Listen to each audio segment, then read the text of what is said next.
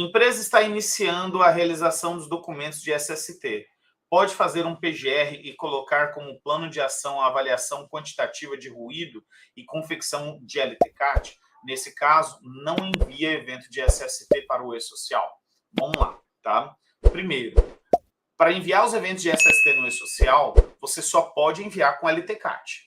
Então, se a empresa tem um LTCAT, você envia para o e-social. Se a empresa não tem LTCAT, você não envia. A base do 2240 do e-social é o LTCAT.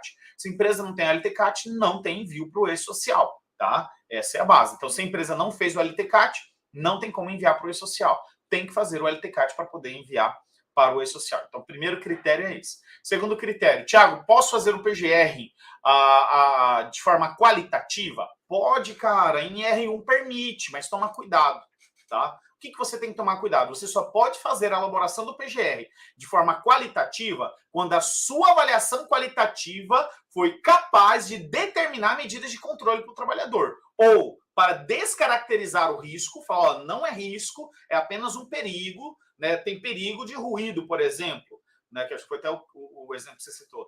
Tem lá o perigo de ruído, mas esse perigo não é um risco. Beleza. Posso fazer dessa forma? Posso. Descaracterizei o risco de forma qualitativa.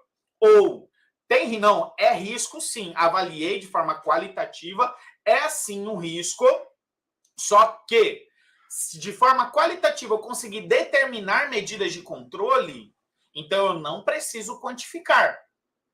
Tá? Agora, você tem que conseguir determinar medidas de controle. Caso contrário, se a tua avaliação qualitativa não permitiu, não foi possível determinar medidas de controle de forma qualitativa, então você não pode avaliá-lo de forma qualitativa, você tem que quantificar. Cronograma de ação, você não pode colocar fazer medições. Fazer medição não é cronograma de ação. Cronograma de ação é o que você vai fazer para proteger o trabalhador contra aquele risco. Se a tua avaliação qualitativa te permitir determinar medidas de controle, beleza, você pode fazer avaliação qualitativa no PGR. Agora, qual o problema dessas avaliações, pseudo-avaliações qualitativas? É colocar lá, medida de controle, fazer medição. Cara, isso não é medida de controle. O que é medida de controle? É o que você vai fazer para controlar o risco. Medição quantitativa, fazer medição não é medida de controle.